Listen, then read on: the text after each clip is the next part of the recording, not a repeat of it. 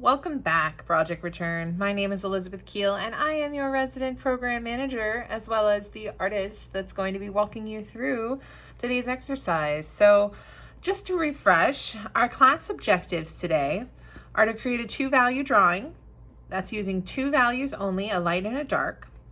Demonstrate different line weights, which as we see here is how thin or how heavy or how thick something is, how thick the line is.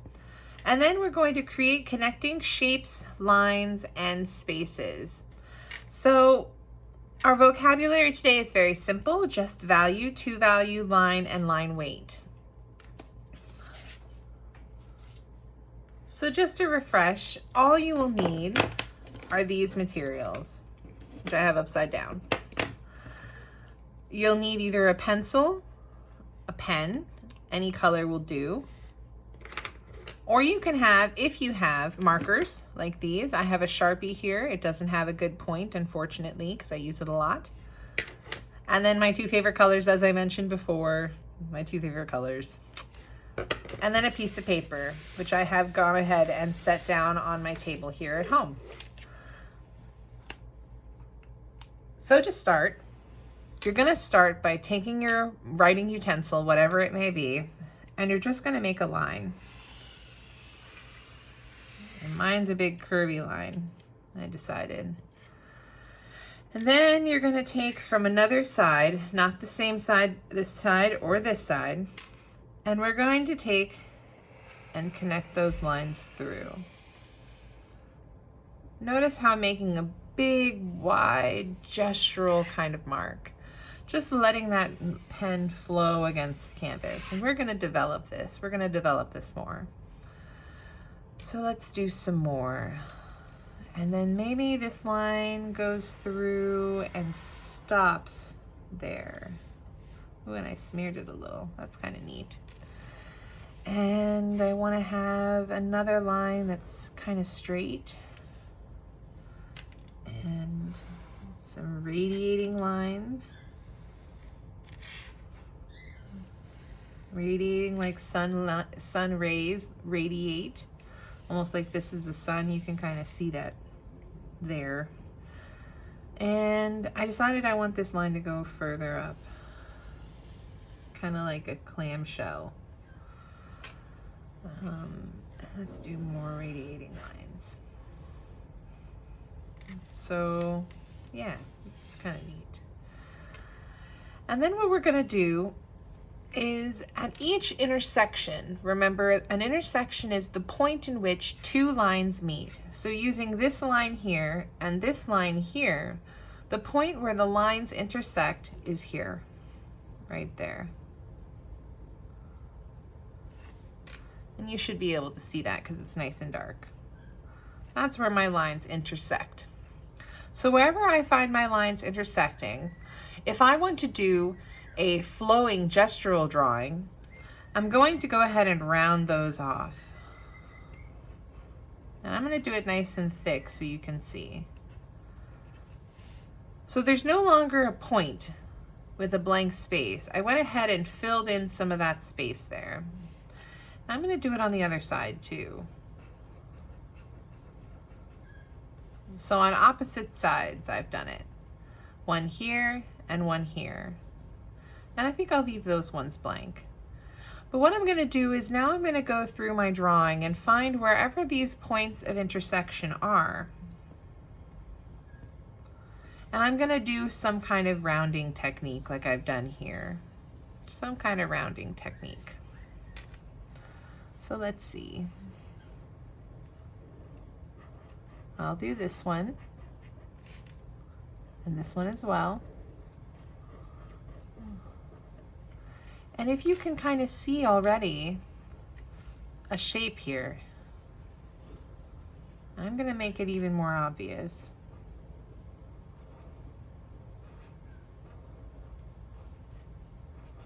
I'll really round that one out.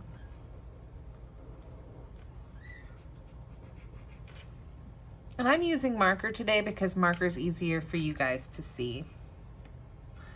And then I also kind of want to do some lines here. And you don't have to color them in immediately like I'm doing. You can just go through and make your lines first.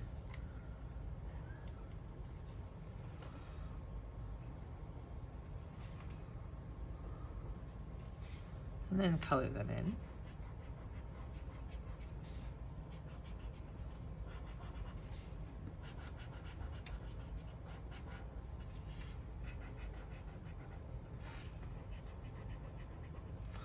So I've gone ahead and I've colored in some of the points where my lines intersect.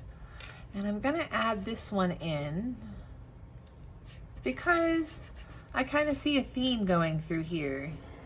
I see a little bit of a spiral coming, and I think that's exciting and interesting.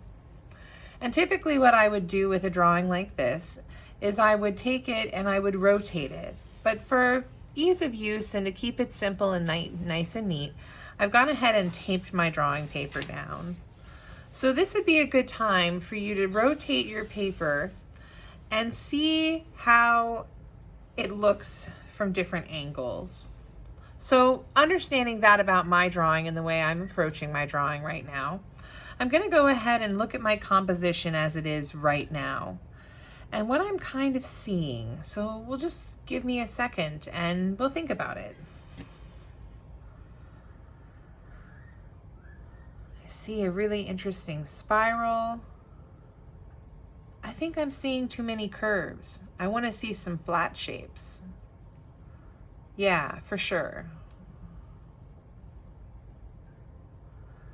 And, well, there's this big central shape. So I think I'm going to do an extra radiating line. And turn this into a radiating line. And same thing here.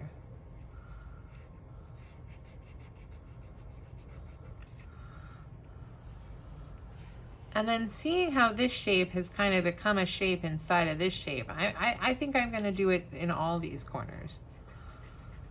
So I'll have a space there. Maybe not all of them, maybe just that one. And over here. I think that'll do. Okay, so yours isn't going to look like mine at all, unless you've been trying to kind of follow along with me, which is fine too. So now that I've got this kind of weird tubular, like crustacean thing going on, I'm gonna go ahead and see where my lines, my heaviest weighted lines, are intersecting with my shapes. So to use the one I've used as an example, here is a shape, a kind of rounded diamond almost. You can kind of see how there's a diamond there. And you know what? I'm going to go ahead and just confidently not make a line there. So you can see the shape.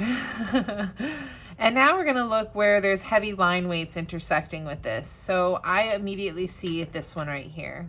We have a thin line weight going down to a thick line. And where it meets this, I'm going to go ahead and I urge you to make a deliberately straight line and make it all the way down. And wherever the other side of that line, this line thickness, so I'll make two big dark points there.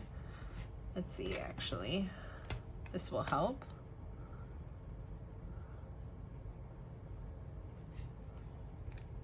See how my line starts thin and ends thick? Well, these are the 2 points where the edges of my line meet and intersect with this line. So I started at this corner and now I'm going to add at this corner. I'm going to do another semi-straight line. And I'm going to go up through it one more time. Ooh, look at that. Kind of cool already. Blend in. It's cheating. It's getting ahead of ourselves. So I kind of like that. Now wherever those lines meet, I'm going to go ahead and make them move too.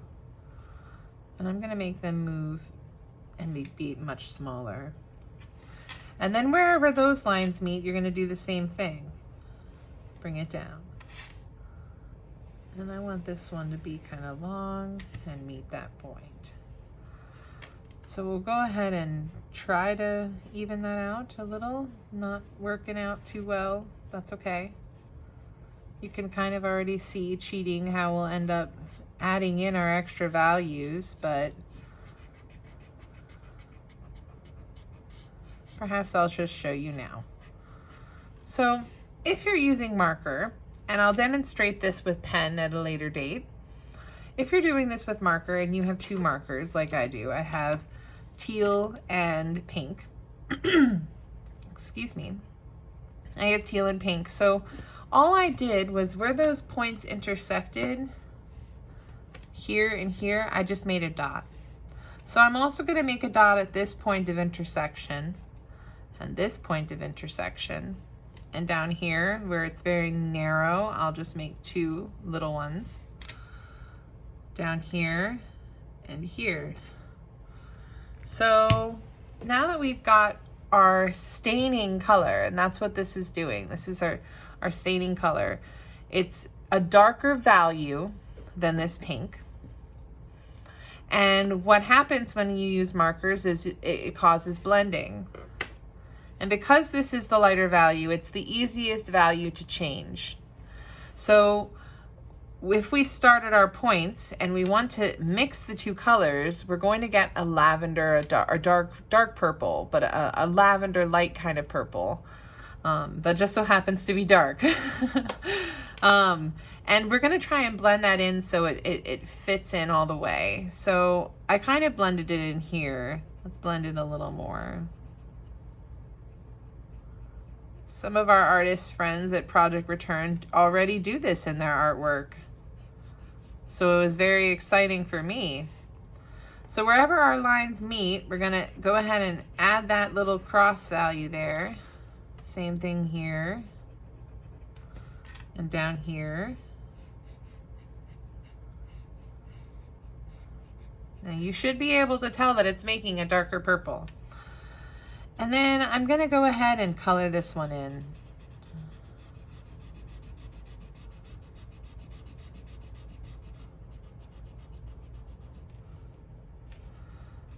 And down at the bottom, I'm gonna try and blend that some. Not too much, because I can already feel it shredding my paper. And I don't want to destroy this pink before I need it for other areas of my drawing.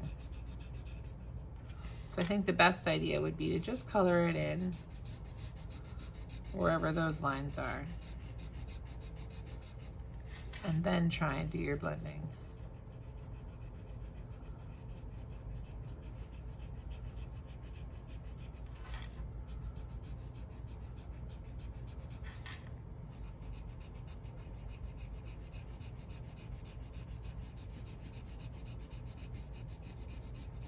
And I'm using a heavier hand where the heaviest, darkest value want it to be. And I'm lightening my hand when I get to that value, to the lightest that I want it to be. So that's getting ahead of ourselves. Hopefully that's okay. But if you're still kind of lost, I'm going to be doing another example of this as well. So if you're kind of lost, we're just going to show you how we keep doing this. So I really liked the way that line looked, and I want to continue that look. So I already kind of have this shape going on here, and I added this thick line with a variation in value, unfortunately. So it's not a 2-value drawing at the moment. We go down and we make another line that is parallel to this line. So they run like a road, 2 lines. And then we're gonna bring another straight line down. And what we've done is we've created 2 extra shapes, this shape and this shape. And I wanna leave one blank, so I'm gonna color this one in. I'm gonna go ahead and color it in.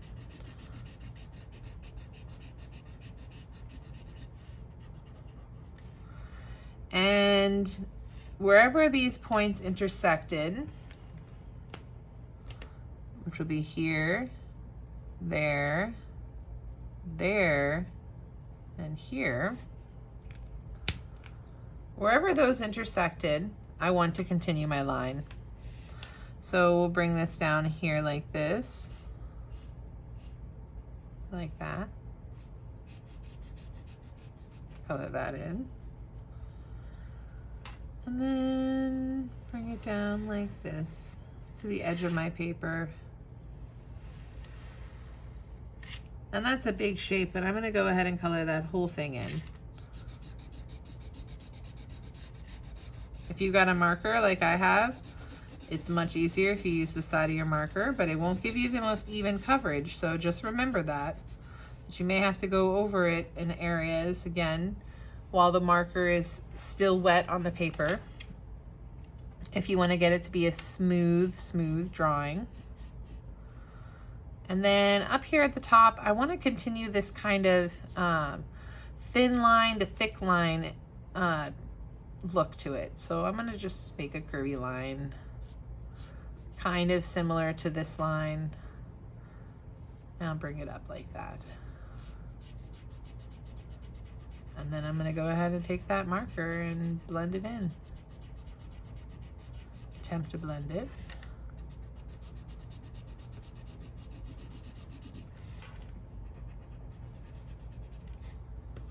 See if I'll just add a little bit more.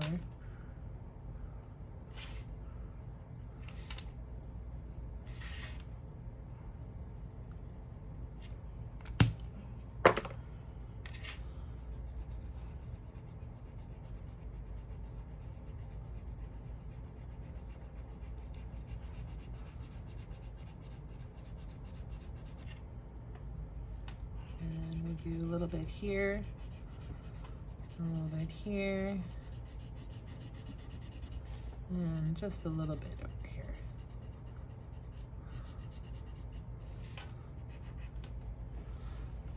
So what you can see is there's some kind of flattening going on here in this section, and it's looking pretty neat, I think. So I want to do one more line, but I think I want to make a line variation and change the thickness of this line, this thick line that I've gotten here. So I'm going to make it a little bit thinner, like that. I'm going to color that one in. And then the same thing here, I'm going to bring it in, since it will be a very thin one.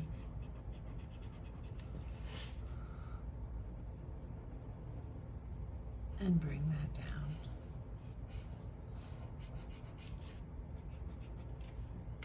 Very nice.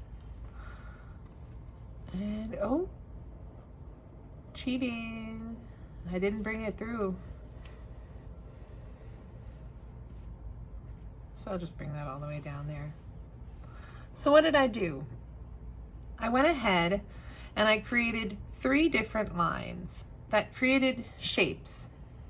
So this created a rectangle, essentially, triangles, essentially, going down, radiating lines that follow this shape, the boundaries of this shape. So wherever my thick line intersected with another line, went ahead and thickened that down. And I'm gonna darken this. I like that darker.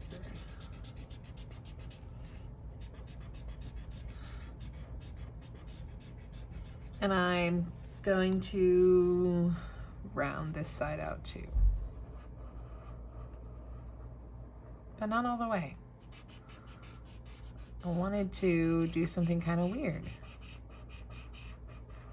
So I just made a line.